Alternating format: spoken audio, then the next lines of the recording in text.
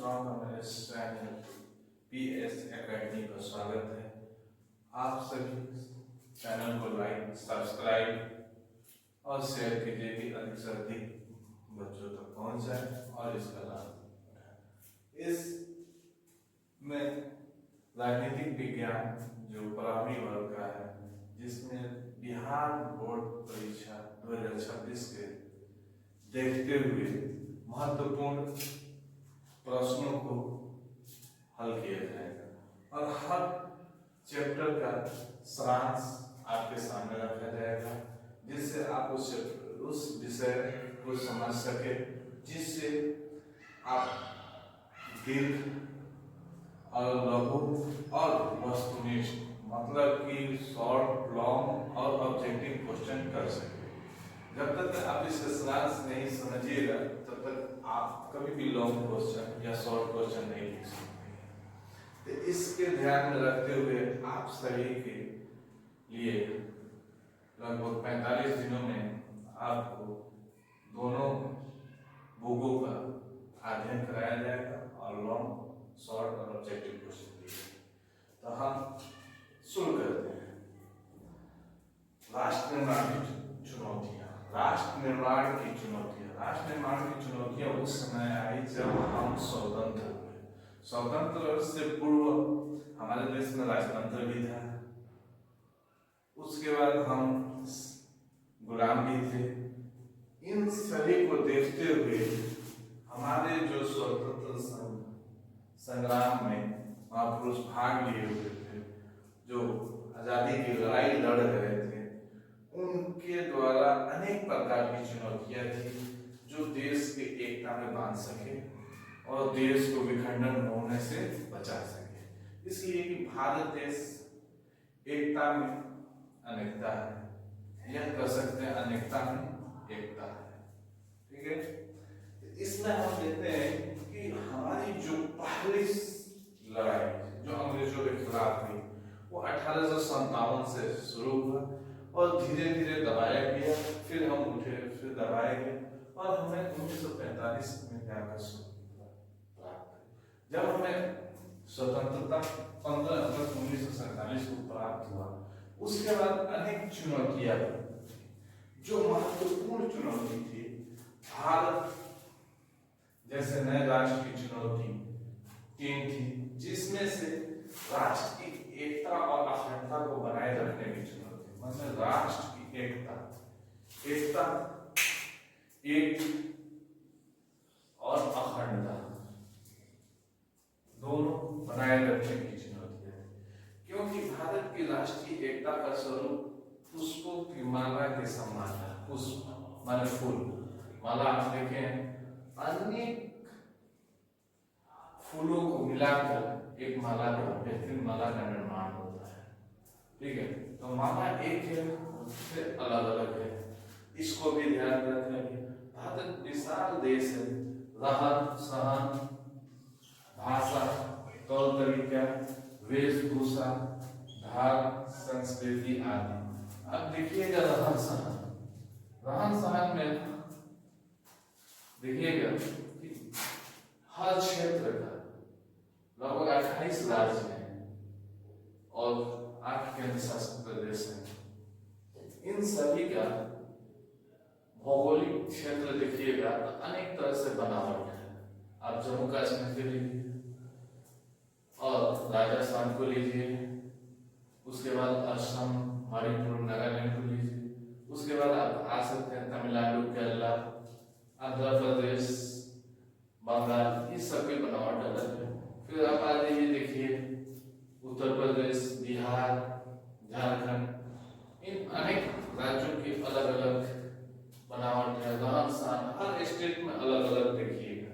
तो इसको भी हमें एक में बांध कर चलना था कि किसी को ना लगे कि किसी एक व्यक्ति को हम या एक भाषा को या एक संस्कृति या धर्म को छोड़ दें। उसके बाद जब भारी अंतर के बावजूद उनमें एकता की भावना अंतर्राष्ट्रीय स्तर पर दिखती है। आज देखिएगा जब भारत की बात होती है तो हम रहन सहन अलग है, भाषा हमारी अलग है, तौर तरीका अलग है, लेकिन जब भारत की एकता एकता की बात आती है तो सभी मिलकर भारत के लिए लड़ते हैं, लड़े हैं, लड़ते रहेंगे।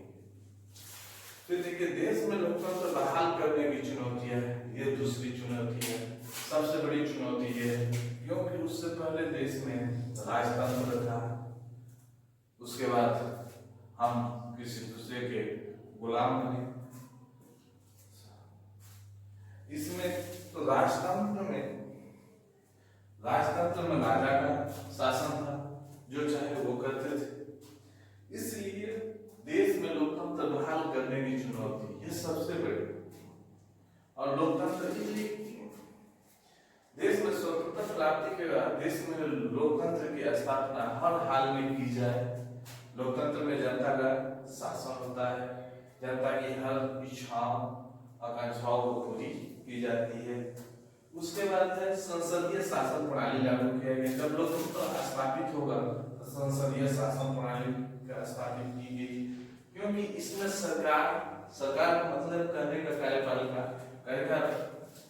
का मतलब होता है हमारे पीएम के साथ मंत्री के साथ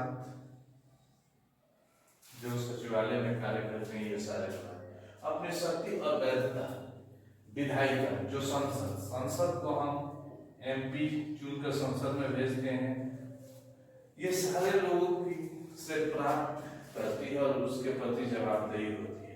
क्योंकि कोई भी कानून सरकार मतलब कार्यपालिका मंत्री पीएम बनाते हैं, उनको संसद में करने का मतलब विधायिका देश करने का तात्पर्य है कि संसद में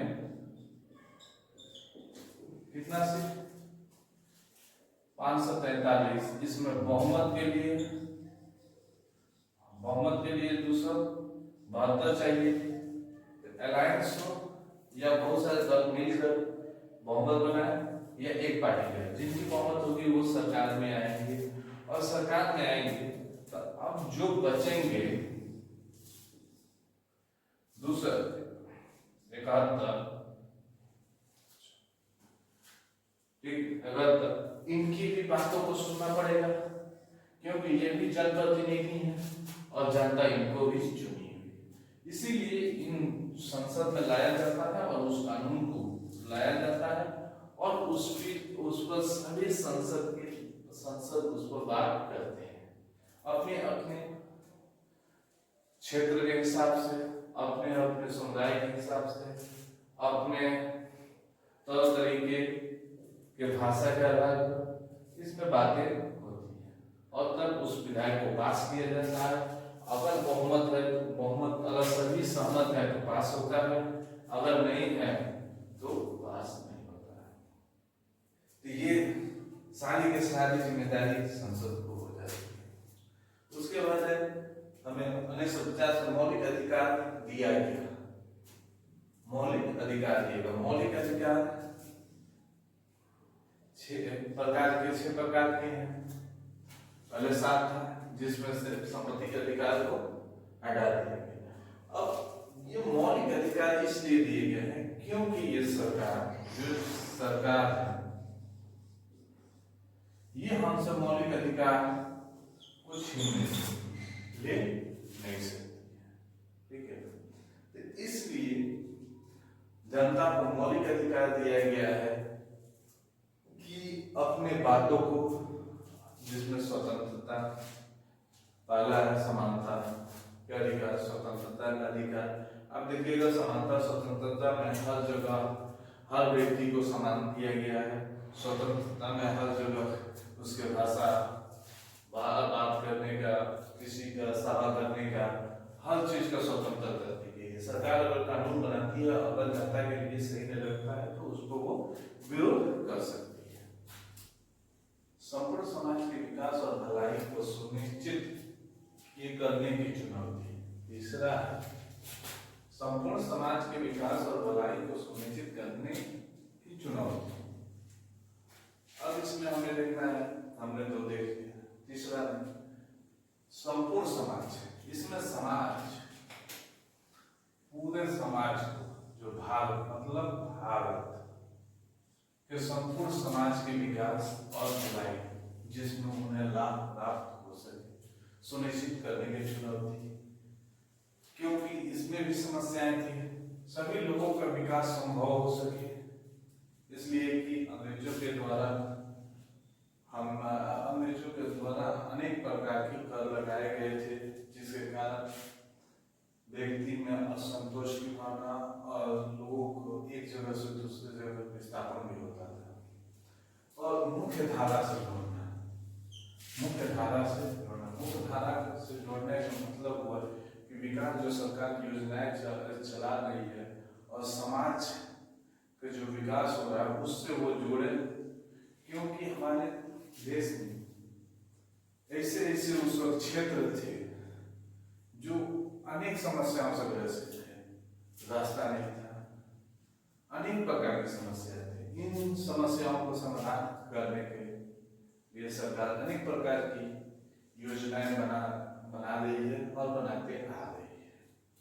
देखेंगे संविधान में समानता के अधिकार को मौलिक अधिकार के अंतर्गत पहला स्थान दिया गया, समानता। अब समानता के अधिकार समानता दिया गया। उसके बाद प्रस्तावना हम भारत के लोग भारत हो, उसमें सामाजिक, आर्थिक, राजनीतिक न्याय प्राप्त राज्य का लक्ष्य निर्धारित किया गया कि सरकार के द्वारा समाज का भी विकास होना चाहिए, आर्थिक सभी लोगों का विकास होना चाहिए और राजनीतिक न्याय, कोई वंचित नहीं रहे। इस सारे निर्धारण सरकार के द्वारा की जाती है। सामाजिक दृष्टिकोण से वंचित लोगों एवं धार्मिक तथा सांस्कृतिक अल्पसंख्यक समुदाय के लिए विशेष संरक्षण की व्यवस्था की गई थी। क्योंकि अल्पसंख्यक का मतलब सिर्फ मुस्लिम ही नहीं होता है। अल्पसंख्यक का अर्थ होता है जिस जगह पर रहते हैं या जिस देश में रहते हैं उस देश में किस समुदाय की सबसे अधिक जनसंख्या है। जिस समुदाय की जनसंख्या अधिक होगी वो बहुमत में होंगे, जिनकी कम होगी वो अल्पमत में होंगे। तो इसमें मुस्लिम हो गए, सिख हो गए, ईसाई हो गए, जैन हो गए, बौद्ध हो गए आदि, ये सब अल्पसंख्यक समुदाय के अंतर्गत आते हैं। उसके बाद नीति निर्देशक सिद्धांत के माध्यम से हमारा संविधान विविध कल्याणकारी योजनाओं की उद्घोषणा करता है। विभिन्न नीति निर्देशक तत्व के सिद्धांत और मौलिक अधिकार, नीति निर्देशक तत्व और मौलिक अधिकार। नीति निर्देशक तत्व ये सरकार के पास अगर संसाधन है तब सरकार इस योजना को लागू कर सकती है, क्योंकि ये नेसेसरी नहीं है, अनिवार्य नहीं है। सरकार जैसे जैसे उसके पास संसाधन आते जाएंगे वैसे वैसे जनता के विकास के लिए वो कार्य करती जाएगी। क्योंकि जब हम स्वतंत्र हुए थे उस वक्त हमारे पास अनेक प्रकार की चुनौतियां थी। सरकार की अर्थव्यवस्था थी, अर्थव्यवस्था भी हमारा वैसा ही था। पूंजीपति जो भी कारखाना लगे थे सारे के सारे ब्रिटेन में लगे थे, सिर्फ हम कच्चा माल का उत्पादन करते थे और यहाँ से वहां भेजते थे। हमारे पास कारखाना की भी कमी थी, ठीक है, अनेक प्रकार की असुविधाएं थी। जैसे जैसे सुविधा, एग्जाम्पल के तौर पर मान लें कि आने जाने की कच्ची रोड है, तो ये कौन बनाएगा? सरकार। तो सरकार उस वक्त बनाएगी जब उसके पास पैसे हो जाएंगे। इसी प्रकार अनेक सुविधाओं का व्यवस्था की जाती है। लेकिन मौलिक अधिकार है, ये सरकार जनता से, व्यक्ति से नहीं ले सकती। क्वेश्चन जो पूछता है वो टारगेट है। और नीति निर्देशक तत्व ये अनुच्छेद 36 से 51 में है।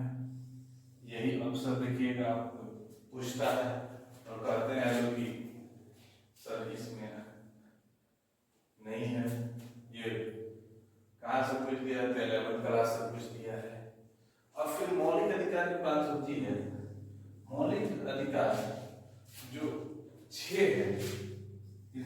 छह को अनुच्छेद 12 से 35 तक है, लेकिन इसमें अलग अलग शर्त है, अलग 6 से अगर प्रश्न मौलिक अधिकार ऑप्शन देता है 12 से 35, ये भी सही है, लेकिन 6 में एक और ऑप्शन आता है, ठीक है, जो है समानता का अधिकार। ये अनुच्छेद बहुत पूछता है, अनुच्छेद 14 से 18 तक, 14 से 18 तक।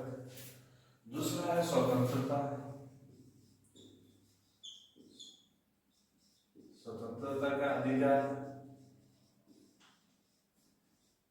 ये जो है 19 से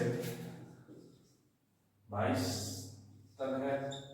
ये पूछता है अक्सर, यहाँ क्वेश्चन पूछता है, इसी सबसे क्वेश्चन ज्यादा अक्सर पूछते हैं, ठीक है। इसका स्पेशल क्लास, स्पेशल क्लास होगा मौलिक अधिकार का, नीति निर्देशक तत्वों पे एक क्लास बनाएंगे, दोनों पे एक एक क्लास होगा, कौन कौन से, जिससे आप बेहतरीन तरह से समझ जाइएगा, ठीक है।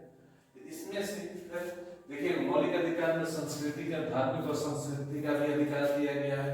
यह अधिकार धार्मिक और संस्कृति का जो अधिकार दिया गया है, ये अनुच्छेद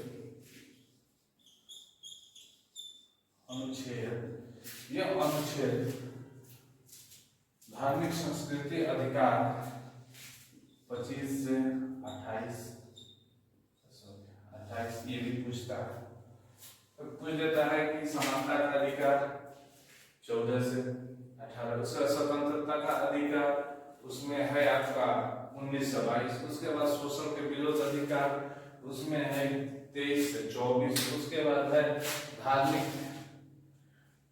धार्मिक स्वतंत्रता का अधिकार 25 से 28, उसके बाद है सांस्कृतिक और शिक्षा का अधिकार, वह है 29 से 30, और 31 में था संपत्ति के अधिकार, जिसे संशोधन करके कानूनी अधिकार दे दिया गया है। उसके बाद संवैधानिक उपचारों का अधिकार जो 32 में है, ठीक है। ये है, इसमें ये सारे क्वेश्चन पूछे जा सकते हैं। यहाँ से भी ऑब्जेक्टिव बन गया आपका, 2-4 ऑब्जेक्टिव क्वेश्चन यहाँ भी बने। विभाजन, विस्थापन और पुनर्वास।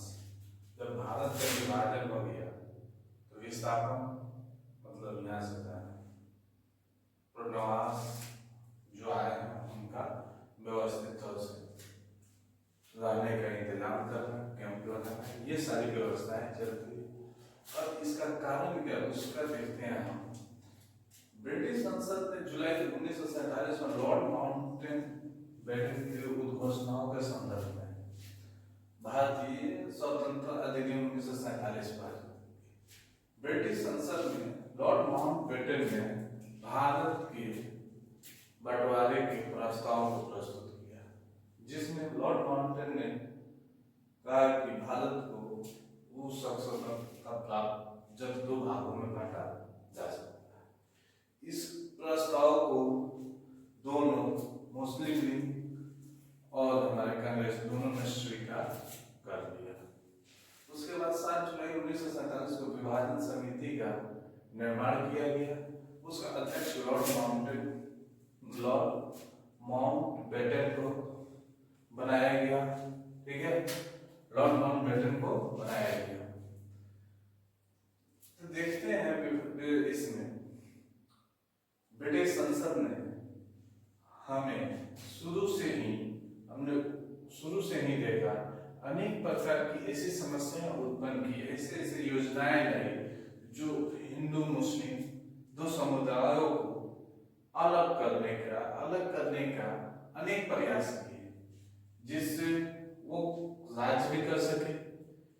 इसी कारण आते आते समय में जब हम स्वतंत्रता प्राप्ति की कगार पर आए, लॉर्ड माउंटबेटन ने उस प्रस्ताव को ब्रिटेन संसद में प्रस्तुत किया और उसे 1947 में पारित किया गया और उसको लॉर्ड माउंटबेटन को अध्यक्ष में अधिनियम बनाया गया।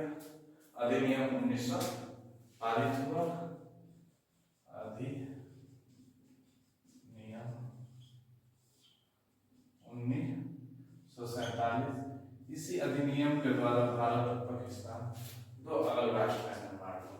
इस पर निर्माण बातें आ गई। उसके बाद हम सीमा का विभाजन, जैसे आपने पहले देखा कि जब विभाजन हुआ उसमें बंगाल और पंजाब दो ऐसे प्रांत हैं जिनमें मुस्लिम बहुल संख्या है। इस मुस्लिम बहुल संख्या को देखिएगा, पंजाब को